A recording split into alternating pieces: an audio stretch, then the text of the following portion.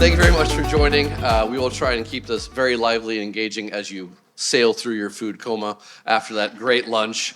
So I know it's getting 2 days of a lot of information. And what we've learned as moderators is that you can't have 9 questions like I did to get through and expect some Q&A, which we will. So as a really quick introduction, my name is Rich Brubaker. I'm the founder of Collector Responsibility. I'm actually based in Shanghai. I'm not from the local Asia, but I'm here all the time. And the reason why we connected on this is I've been working with women and children programming up in China as well. So we'll get into this, but we have 3 amazing speakers who will be talking about their work, what they're seeing, what they're doing, and the impact that they're able to measure, realize, invest more behind. And so we have a number of questions that we'll be going through, so I won't spend too much time on this. But what I want to open up with is just this issue around women, children in the supply chain. It's an issue that we've had for many years through development, through different types of manufacturing. You're seeing it now here coming to scale, and it's something that's very important for us to figure out how can we start to make actual solutions instead of just talking about it as a problem. Like, what can we do? What are some successful programs? What's the business case for business? What are the opportunities for nonprofits to help drive awareness, but then also deliver the programs? And so with that, I will stop talking for a little while. I'll just interject with a little bit of a podcast questioning here and there, and then I expect greatness from our panel. So first up, we have Ms. Thao, who's the board of directors, and also at P&J. She is also behind the ESG strategy. I will let them all introduce themselves as well, more formally and more appropriately. Then we have Annie, who's the chief of social policy and governance at UNICEF. And last but not least, we have Maggie, who is the associate director of external relations at Sky. Oh, sorry. Am I speaking too fast? I am so sorry. I've had 3 Vietnamese coffees. It's amazing. I will speak slower. No problem. They speak from now on anyway. So, as a starting point, I think, Annie, we talked about you starting to kind of frame what is the size of the problem that we have? Like the challenge in Vietnam around women workers in manufacturing and families in industrial areas. Maybe just some insights into the size and scope, but also maybe some context about how unique this is for this area for this time. Okay. So, like Rich said, I'm Annie, and I work for UNICEF, and UNICEF works on issues affecting women and children. And oftentimes people think that UNICEF only talks about children, but gender equality is actually one of the major areas of concern that UNICEF also works in. Now, I think the size of the problem, and I want to take it, maybe zoom out and look at it from a global perspective. And from a global perspective, you are talking about 50% of the workforce. Women, half of the world is actually women. And if you look at that, that alone should already bother you if this labor force or this potential labor force is not actually benefiting or not even participating. Now, if you look at it, it's also challenging in a way, where do women actually participate? If they do even participate, very few women are actually in heads of state. Very few women actually sit in corporate boards. They are sitting there, but sometimes you will have a token woman in the board filled with men. Or you will have women primarily in employment spaces where, again, the gender role of being someone in the service sector or working on for care, part of the care economy, where they are already stereotyped. Now, the problem there is that it actually limits the economy. If you've defined the women as their role and boxed them into this space, you are already limiting their opportunities.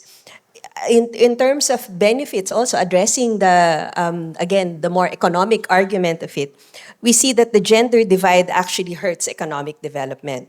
It hinders the effective allocation of resources. It also constrains the labor force.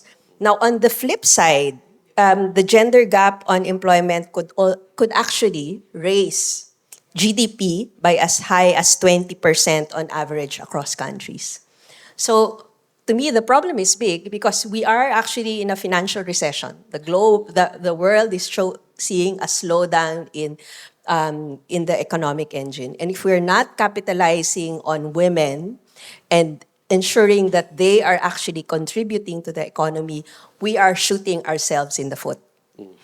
So Maggie, 50% of women, your original name for OneSky was half the sky because women hold up half the sky.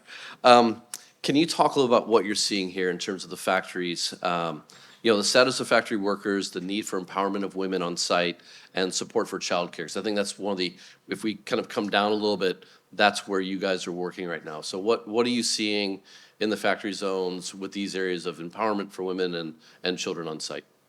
Yeah, so like what Annie just mentioned, like much of Asia, Vietnam facing some challenges in childcare, and with the estimated number of about 3.5 million factory workers mainly coming from the countryside, they moved to the city to find work in the industrial zones. That also creates the socio-economic problems for the cities, or in particular for the industrial zones, especially in childcare, because the public system, they cannot accommodate all the needs and the demands of the factory workers, and the private school are just our bridge simply because the cost is too high for the salary of the factory workers. So the only viable option for the factory workers are the independent childcare providers. But most of these independent childcare providers would operate without the formal trainings in early childhood educations. And you can hear a lot of news about child abuse, concerns over child protection, accidents, or even death in these independent childcare providers. And the question is that why the parents still send their children there if there's so much of the associated risk? Because they haven't got other option, because they moving from the countryside and they without the extended family support, the only option left is the independent childcare providers. So our job is not to dismiss the importance of the independent childcare providers, but really to come in and provide them the training and empower them. And that's why OneSky work is so crucial in finding the solutions for the childcare system in the industrial zones. So we offer the solutions by the establishment of an early learning center in Da Nang, where we offer a space for only the children of the low-income factory workers with the international standard. And another very important component of our work is to provide the independent childcare provider training programs. So we give them a 1-year training course and with classroom trainings, but also we do the hands-on coaching. We visit them at the center, give them the advice.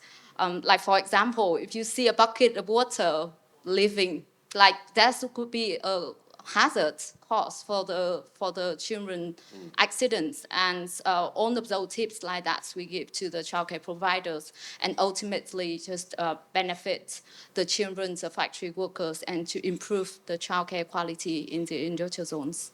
One quick question. How many families are moving to the factories as a family, and how many are separating from their children as part of their employment that you're finding?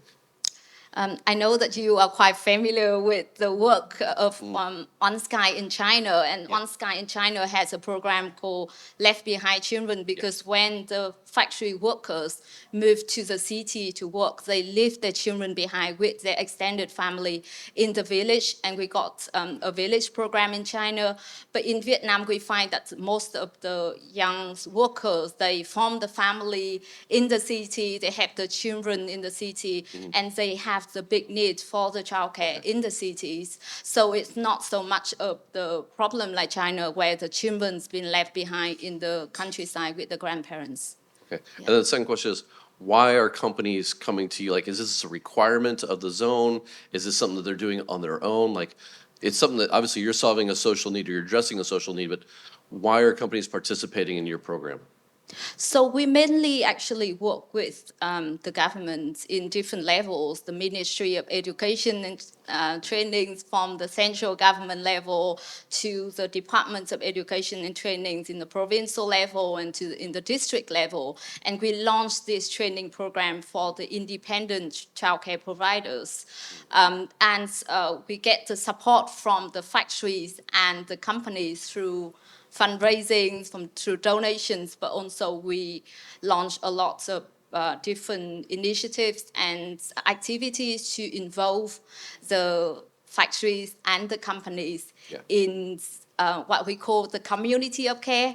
Because for us at OneSky, we believe that childcare is not an issue for a mom or family or the childcare provider, but it's really a concern for everyone, for the whole community. Because as you know, like with quality childcare can lay the foundations for better workforce. The worker will just be more engaged and productive at work, knowing that their children are safe at the childcare center, and therefore is a concern for everyone. Yeah. Okay. So I want to ask Ms. Thao for your response to this, because you represent business. You see this in your daily practice. You develop programs, strategies, make investments. Where does this come into your business, and how are you addressing it, or how do you try and create partnerships and investments?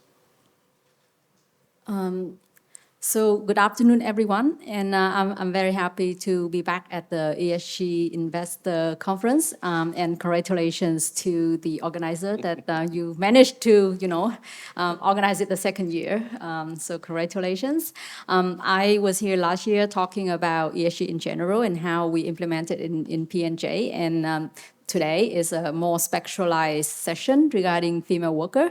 But I think it will be helpful for me to give you a bigger picture of what we do as P&J, because one of the things that we're very proud of is that we approach ESG in a systematic way and in an integrated way. And with respect to the diversity and equity and inclusion and also women empowerment, we have a from the top approach because, right from, our board composition, we have 4 female out of 9 members. And within the ESG committee, which is I'm the head, then we actually have 3 ladies of a total of 4. So what I'm saying is that it has to start with, the top leaders' mindset and also the empathy in order to develop sort of a coherent policy. And the other thing is that as a business, it's actually in our DNA to incorporate like the corporate social responsibility right from the origin of our company. And then it's easy for us to translate that into an ESG framework. But we find is that with ESG is a powerful tool for us to sort of like galvanize the resource and put it in a more modern language. So now I will zoom in what we do with our female worker.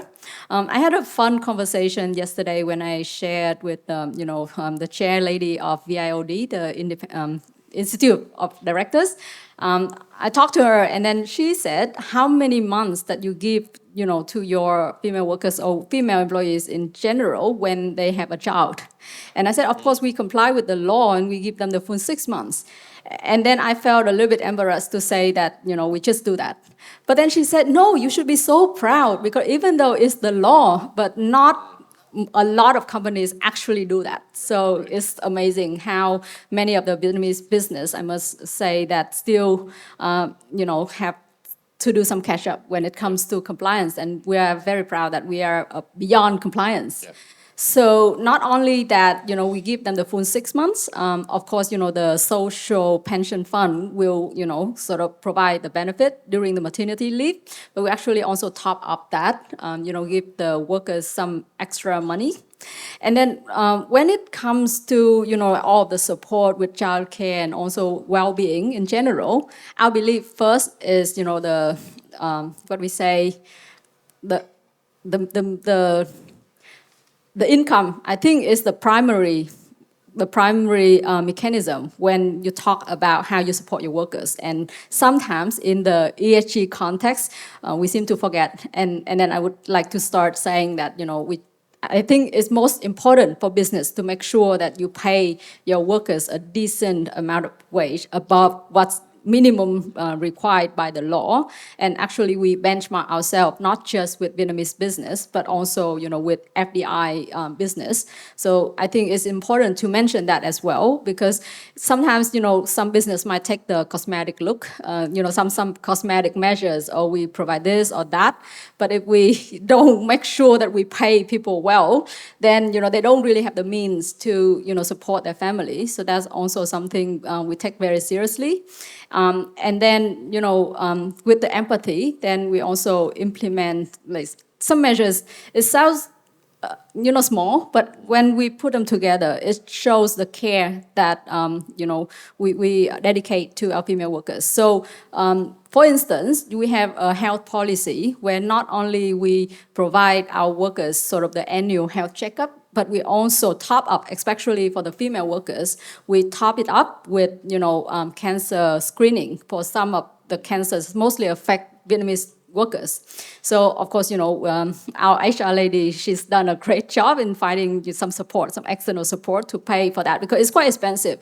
Even, for white-collar workers, maybe some women don't really, pay attention to their own health. So we're also very proud of doing that. And, just a little practice, like, it's about complying with the law, but complying with the law with some compassion.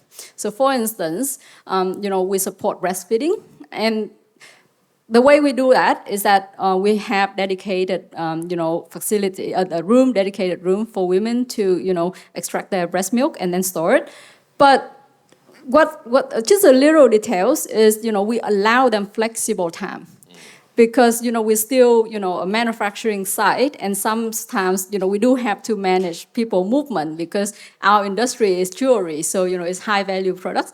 But we do allow our female workers the flexibility when they feel like they need to go to the special room to extract their milk. And then we even support them to send the milk back home. And we actually pay for the transportation because, sometimes we need to impose security measures because, it's high-value products. So even though we say to the female worker that please stay inside, the guarded facility, but we will support you. So it's just this little thing that we care. And the last thing I want to mention is about how we care for the mental health. So we do have the, health the health team within the factory. And what we found is that after COVID, actually, the number of people affected with mental health issues are important to us. And then, through the survey results, also our HR decides that they will have a special program to recognize, and actually we train the shift managers to recognize, who among the female workers have and not just female, it's everyone who has sign of some mental issues, and then our health lady would have special session to support those people. So just a question, like, why was this in your DNA to start with? Like, what was it that catalyzed you, the founders, to start there and to do more beyond compliance? And now, when you're looking at new programs, who's driving you? Is it regulations? Is it labor saying we want better? Who drives you? And what was the starting point? So the starting point for us is, the understanding right from the beginning about, now we have a term for it, but back then, probably not. It's more like, sort of some internal core belief of our founders. But basically, it's the social contract, and it's sort of the social license for you to be in business and to be trusted by your customers. Because for P&J, trust has always been our keywords, our most powerful weapons that have us, thrive in the past 36 years. So we understand in order to, build trust, you cannot just talk about trust. You actually have to take action. So, we care for our, workers right from the beginning. And, when back in our heyday, when customers come and do their jewelry transactions with P&J, they're very comfortable because they know that P&J employees are paid above the market at that time, which was in the late 80s. And, in those days, if the employees are not paid well, then of course they will find the income from some other source. And which sometimes means not putting the customer's best interest at heart. So that's how we build the trust, because the customer know that when they do transaction with P&J, then the P&J employees have no incentive to do anything wrong, because they have to protect their job. So it actually supports the business, and throughout that we earn our reputation. So for us, ESG integrated mindset has been at the early days. And again, when we talk about people in the factory, it's the same thing as well, because our industry is gold. So if you don't have that mindset to take care of your people, then of course some people will have certain circumstance and difficulties, and especially it probably not affect the female workers much, but in Vietnam the issues with gambling, especially during World Cup season or Europe season, is a big headache for us every 2 years. We have World Cup every 4 years and then Euros. So around that time, is the big time for the security department. But of course, we manage the risk because we know that overall we take care of our people well. So of course, that's sort of the natural defense when they have to take into consideration what it means to have that job security with P&J versus maybe win one gamble or others. Yeah. Okay, I want to switch a little bit. I want to pick up on a few of these things because you've kind of made the business case, but on a beyond compliance standpoint. And Annie, I want to kind of follow up and ask a couple. One is, who are the most forward-leaning stakeholders right now that you're seeing in this space on this issue? Is it government trying to drive business further? Like, not the leaders, but more like the middle and the followers. Like we heard earlier, like it takes one to lead, but a lot more need to follow. How do you get the followers to go? Is that regulation? Is that they realize that regulation overseas? Is it overseas customers? And then what's the role of, say, public-private partnerships or public engagement with governments in this time? I think what we are seeing is that oftentimes companies or businesses actually start with following regulations. Yeah? And when it's regulated or required in legislation, it doesn't necessarily follow that things are actually happening on the ground. Okay? So what I found quite interesting is that actually there's a World Bank study on women, law, and business. And they found that only 2/3 of the rights of women and women enjoy the same rights as men. Okay? So even if the laws are actually in place, the regulations are there, it doesn't necessarily translate to actual action.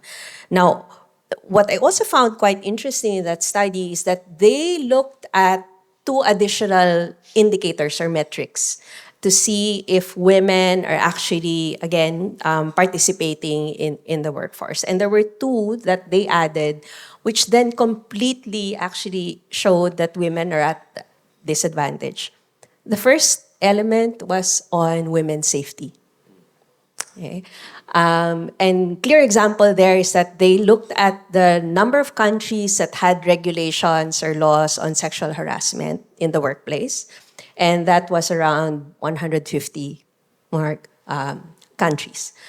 But when they looked at laws in relation to women's safety in public spaces, where of course women will have to commute going to their workplace.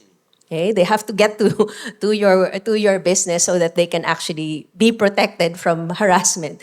But apparently, protection in public spaces is not there. Okay? The other area where, again, that they looked at was actually the care, childcare. So these 2 elements are actually significant barriers to women's participation in the workforce. And in that second element on childcare, they found that it was really about the burden of care placed on women, that women actually work more, an additional 2.4 hours of unpaid care work, which then affects their ability to participate in the, again, in the workforce. And also in the same time causes stress. Okay? It's both emotional stress and also financial stress also on the family. So I think in terms of forerunners, we see that, again, regulation or government seems to be pushing the agenda, and it is a global agenda. Again, gender equality is recognized. It cuts across the sustainable development goals. You can never have sustainability without addressing gender equality. But again, So I just want to ask, is regulation or enforcement of regulation more important at this point? what we're seeing is actually it's the actual action on the ground, and it's basically the implementing these regulations. Like we said, that regulation seems to be there, but not all there. Okay, so it's also it's important because then it actually drives the companies to start thinking about it, and then maybe start that journey. But when you're talking about is the law or regulation enough, it's definitely not. And so, Maggie, that tees up well. Driving companies. What's driving companies into your programs? And are you seeing more interest and support from multinationals? Or is it more from the Vietnamese supply chain? Like, where do you see the engagement? Because you operate in a gap where the childcare isn't at the greatest standard. You're bringing that to them. Who's coming to you and what drives them to do that? Because it's not a regulation. It's beyond compliance. So what are you seeing in the business world? As we say that we are an international NGO, so most of our funding actually coming from abroad. So it could be foundations, could be government grants from other countries, and some of them come from corporates as well. And we got factories and companies and corporates interested in our work because they can really see the value of the childcare for the workforce.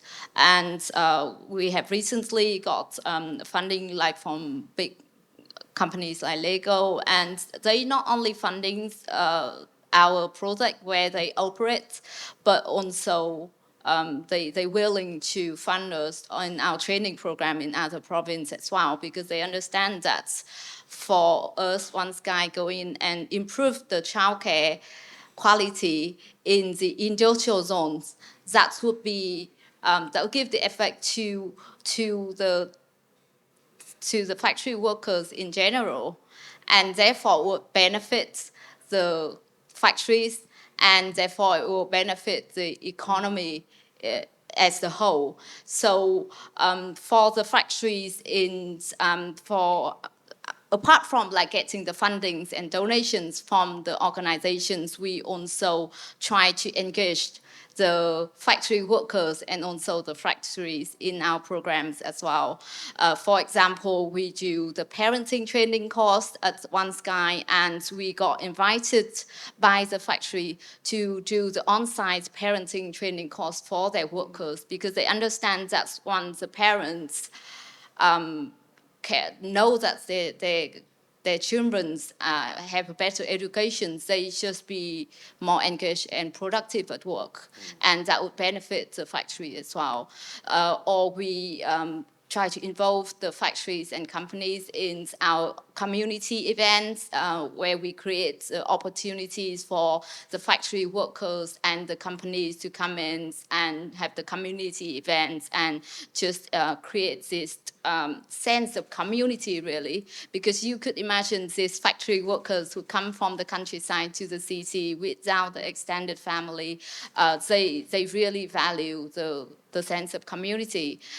Or for example, during the natural disaster, like in Da Nang, where we have the typhoon or big storm, when we open the OneSky Early Learning Center to all the factory workers who live in the substandard housings and who could be really unsafe during the storm. But we opened the center and just give them the free accommodation, give them the food, let them shelter in the center. So all of that just create a really good collaborations between us as an NGO and the factories, workers, and also involve the government partners in that journey. How do you talk about success, or how do you measure the success or the benefit of your programs? 'Cause I can see where you'd have, say, early childhood education outcome research. How do you translate that into business value? Because you mentioned the factories find value. What value? And how do you measure that? So we created this model in the program, and as you say, yeah, it's really hard to see like where the impact come from. And so we invited Harvard University to do an evaluation on our training program, and their research and study, this is the 2 years research on our program to evaluate like the impact of our program. And it showed that our training program created the better development outcomes for the children.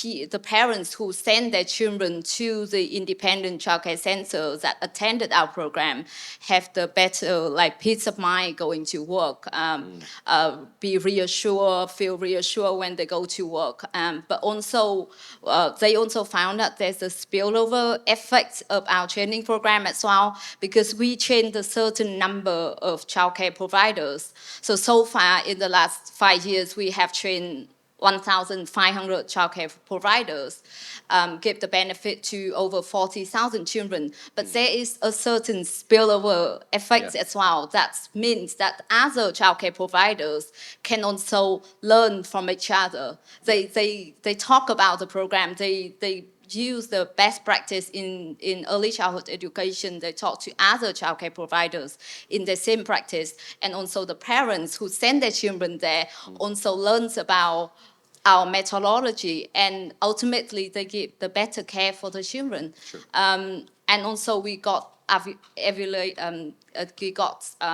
research from the Ministry of Education and Training to evaluate our programs as well. But how do you translate that into a factory owner or to a supply chain benefit?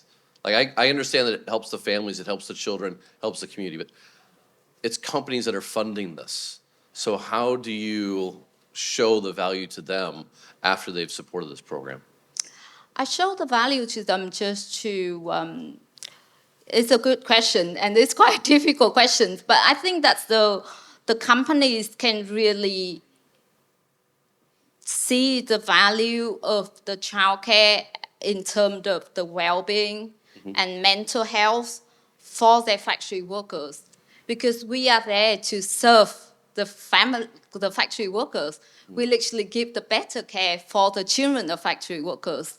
And when the factory workers like going to work, knowing that their children are well looked after, they will be more productive at work. When the women, after 6 months maternity leave, if they have the childcare option available for them, they will go back to the workforce and and contribute to the factories. So we may not have the stats available to show all of that number, but I think that the factory can really see the value in the quality childcare. Ms. Thao, how do you measure the success of your investments? Because you try different programs, you try different strategies. Do you look at a really short-term way to measure that so you can increase the investment in time, resources, or do you just believe that by doing these programs, it's just better culturally, and therefore don't worry about the measurements too much, just worry about the action? That's a tough question because even we talk about ESG that should be data driven, but it's easy said than done. But for us, even though I started by mentioning, trust has been in our DNA, but we do, try to put the business mindset in what we do. But I think when it comes to, caring for the workers, it's already there in the key HR metrics, because end of the day, you need productivity, you need, the business to thrive. And of course, in order to get productivity, then you need, sort of a highly skilled, but also highly motivated, highly engaged, labor force. So for us, basically, we believe that we just need to track the major metrics in terms of, like engagement. We do have internal survey of employee engagement, and we do it throughout, not just for, the people in the office, but down to the workers level as well. And then, we do track that carefully and then take actions. And then again, is the turnover is important at the factory level. So, if we see those metrics, on the positive trend, then of course we must be doing something, in the right track. And I think the more important is how you actually move it to motivate, your middle manager, your HR team to do the right thing without having to impose the ESG mandate on them. So I'm very proud to say that all the initiatives that I share is the HR, own initiative, not, because the board or the ESG committee said you have to do that. Because, basically for them, they want to, be, like best place to work. We in the top of the list. So every year is, you need to innovate. You need to think carefully about, what the people are saying, where we could do better. So I think there's not much. You don't really need to introduce new ESG measures, or you don't need to put too much extrinsic reward, because I think intrinsic reward is actually even more important, because our HR team is very proud, and our and the management team at the factory are very proud of the work that they're doing. So I think it's most important than having to spend too much time putting all the KPI. You have to do this or that. Yeah. I really like the fact that the HR teams, I mean, do they just come to the board meeting and they pitch you like a Shark Tank, or like how do you get the new ideas from them, and how do you know, or how do you assess what to resource? Or you just trust them, like you just like go? Well, basically, you have to, empower your people, right? I mean, you give them the direction, and of course, as a modern business, then you manage everything by, budget. And of course, we say that you have your own HR budget. We do have what we call sort of the ESG special initiative budget, where, we allow people to pitch the idea. We have our ESG manager, he's in the audience, and then, he will collect all of the ideas. That's where we feel like we, as the ESG committee, we need to incubate those practice, because maybe it's something new that the traditional budgeting doesn't allow for it. Then we would give them some grant to do certain things. But then once, it's been tried out, and then it becomes a normal practice. I give you an example. For instance, we do what we call the third shift playground, because we understand that it's important for the workers to feel socially connected. So, we organize, after hours sort of fun parties, like once every month. And we do have sort of the once per month special lunchtime, where the menu gets more special. It's like, you celebrate in your family. And they started out as the initiatives where, the HR team or the ESG team would come to, the special ESG fund and ask, oh, we need certain budget for this. Okay, here you go, because it sounds like a great idea.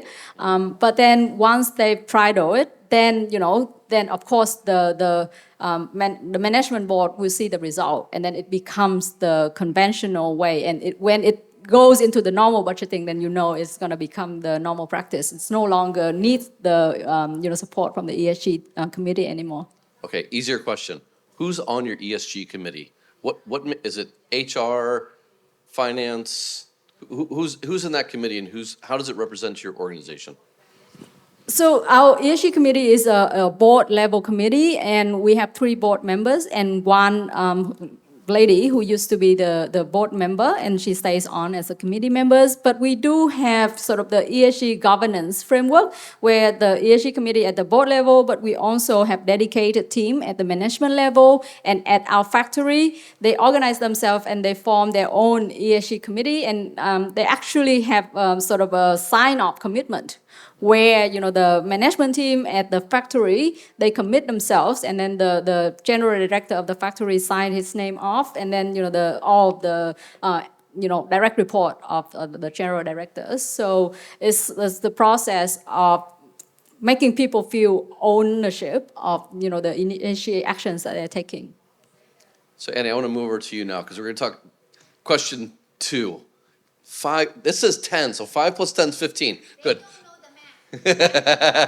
All right, so we'll move into best practice. So Annie, can you maybe jump off of this and talk about the best practices that you're seeing in terms of, creating a good strategy, but then executing it as well? Like, what are some maybe organizational structures you see that work, or we were talking about stipends and other things. Like, what are some really quick tools that people can use to drive this forward?